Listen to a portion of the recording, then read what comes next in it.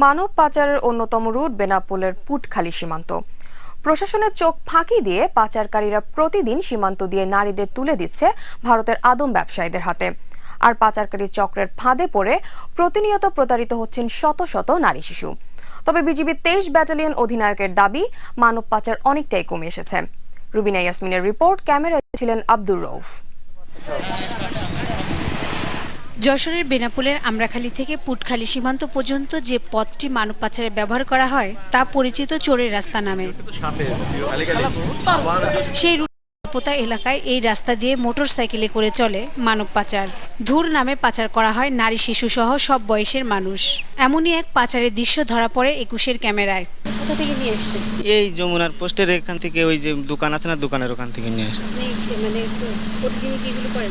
না, আমার ভগ্নিপতির গাড়ি, উনি গোসল করতেছেন, আমারে বলতেছে গাড়িটা নিয়ে যাও, মাঠে একটা ভাড়া হয়েছে, তাই ভাড়ায় নিয়ে আসলাম। প্রতিবেদকের উপস্থিতিতে সেখান থেকে পাচারকারী সহ এক নারীকে আটক করে বিজিবি।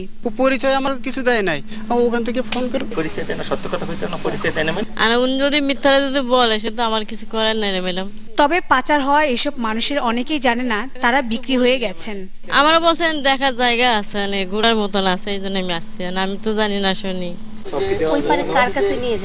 সুশান্ত ও হচ্ছে আমার বন্ধু, ও আমার এখানে আসছে, 2 দিন থাকছে, এবার চলে গেছে।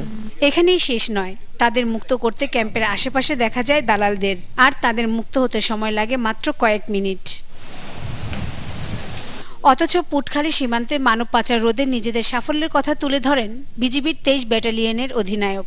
আগে যেখানে প্রতিদিন প্রায় 200-300 করে লোক যেত, এটা এখন আমরা 10-20 জনের মধ্যে আমরা নামাতে সক্ষম হচ্ছি।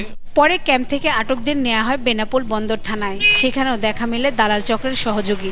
ওখানে ওই যারা ধরা পড়ে তারা পরিচিত লোকজনদের সাথে কথা বলে, তখন পরিচিত লোকজনরাই যারা আইনজীবী থাকে তাদের কন্ট্যাক্ট করে নেন।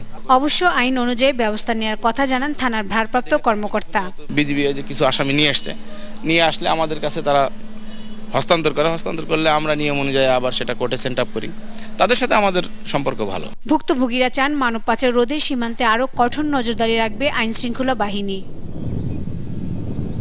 রুবিনা ইয়াসমিন, 21 টেলিভিশন, যশোর, বেনাপোল।